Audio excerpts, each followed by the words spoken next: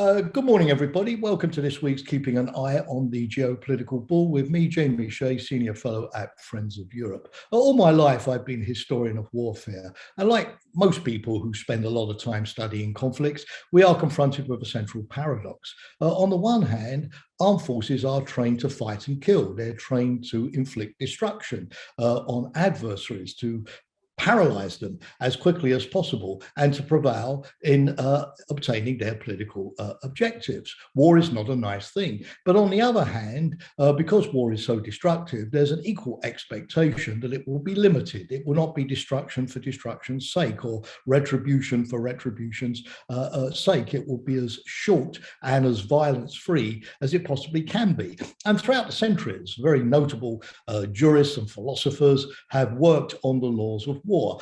Thomas Aquinas is probably the most famous one with his just war theory back in the Middle Ages.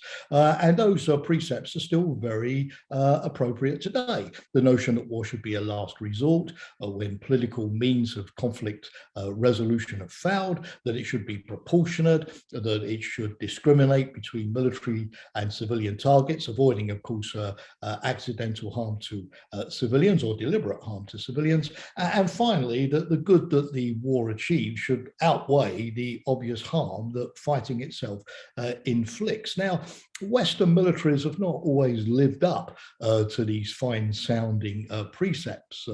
I remember in the 60s, the furore caused when a rogue unit commanded by Captain Calley in Vietnam committed a massacre of Vietnamese peasants in the village of My Lai.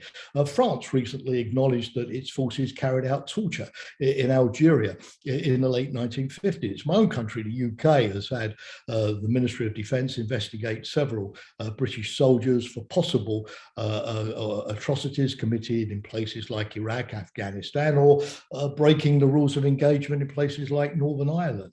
Although it has to be said that in some cases those investigations were based on bogus accusations. But still, Western militaries, by and large, have tried to keep within the rules and accepted increasing responsibility when they make mistakes. I remember when I was at NATO during the Balkan Wars in the 90s that we had teams of lawyers pore over target lists before NATO could carry out airstrikes in places like Kosovo. And a large number of the targets, sometimes to the frustration of military commanders, were taken off the list because there was too great a risk of what was called collateral damage, accidental harm to civilians. In Afghanistan, several NATO allies that were involved in airstrikes that mistakenly hit civilian targets like wedding parties conducted in-depth investigations and paid out large sums of money to the families of the victims. There was a sense that if mistakes happened, it wasn't because they came from the top, but simply because of the accidents or the fog of war, or sometimes, as was said, the rogue actions of individual units. But what we're seeing with the Russian army in Ukraine over the last 6 weeks of the Russian invasion is somewhat different. We're seeing an army that's not even trying to respect any of the laws of warfare. We've seen deliberate targeting of residential civilian buildings. We've seen the starvation of civilians besieged in places like Mariupol, and the great reluctance to allow them to be evacuated along humanitarian corridors. We've seen a deliberate bombardment of hospitals.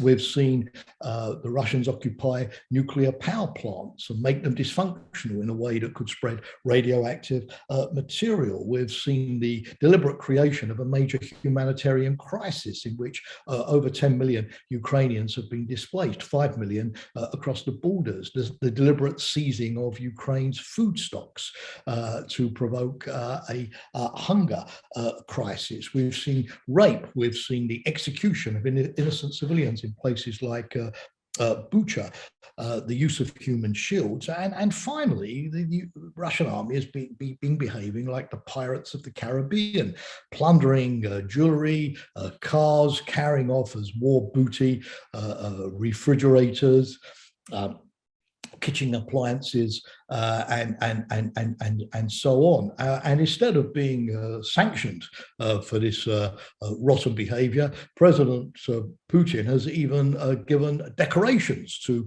Russian units involved in some of the atrocities. Recently, for example, the 64th Motorized Infantry Brigade, which was situated in the town of Bucha, where over 600 civilians so far have been massacred, or at least their corpses have been discovered. Now, Shakespeare said in Hamlet that something was rotten in the state of Denmark, and something is clearly rotten in the Russian army. Many Western experts have been focusing on the technical military problems of the Russian army in terms of command and control, poor morale, the inability to sort of coordinate air and ground operations, the poor tactics. Well, that's all very good, and it may even be encouraging to NATO that maybe the Russian army is not as good as people thought it was, and therefore the threat to NATO is less than was feared. But on the other hand, an incompetent army can still be a highly destructive army, and for that reason, it's very important that the West now starts to fight back against this. What can be done? 5 things, in my view. First of all, to set up immediately a special international tribunal to look into Russian war crimes. There's already lots of evidence. 9 European countries, plus the US and Canada, are assisting the International Criminal Court. Eurojust has set up a database to gather the evidence. We shouldn't wait, as we did after the Second World War with Nuremberg, or after the Balkan Wars with the International Criminal Tribunal in The Hague, to start indictments and prosecutions. We should do this now. It could be trials in absentia. It could be travel bans and asset freezes on those who are indicted, by the way, also including their families. But at least this will send a message that these crimes are not going to be treated merely with impunity, that those responsible sooner or later will pay a significant price. So starting the trials right away can have a deterrent effect. The second thing is to make it clear to Moscow that proxies like Syrian fighters or Libyan fighters or Wagner Group mercenaries or the Russian separatists in the Donbass, even if they're not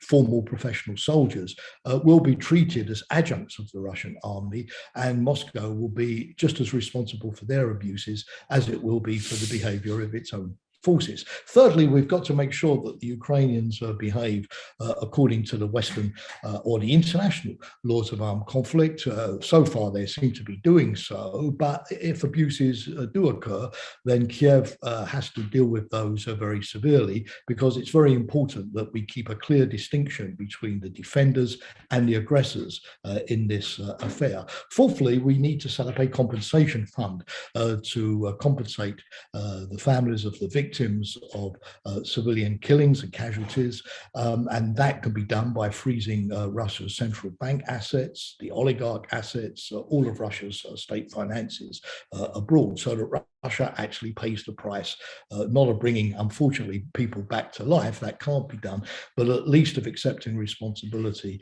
for the consequences. And then finally, we need to go back to an organization we had during the Cold War called Cocom, which was based in Paris, which effectively froze the transfer of military sensitive technologies to the Soviet Union. Things like computers or chips or certain high-grade materials, electronics and all of the rest, which the Russians would use to upgrade their weapons systems. If we're dealing with a rogue army, the last thing we want is to make it more militarily destructive than it is already. And we need to prevail upon countries like Israel or Brazil or others who might be tempted to sell these components to stop doing so. The United States demonstrated in the case of Iran that it could be very effective at investigating all of the clandestine circuits that the Iranians were using to acquire this technology, even in some cases sabotaging some of the components that the Iranians were importing. So it certainly can be done. It's quite depressing that even since Russia annexed Crimea in 2014, certain countries, France and Germany, have come to light, have still been selling electronically sensitive technologies to Moscow. This needs to stop right away. So if we are going back, unfortunately, to an era where where conflicts are becoming more likely, then this is not a reason to declare that international law stops the moment that the bullets start flying, but it should apply even more universally and even more severely. Thank you for watching and listening this week, and hope to see you again very soon.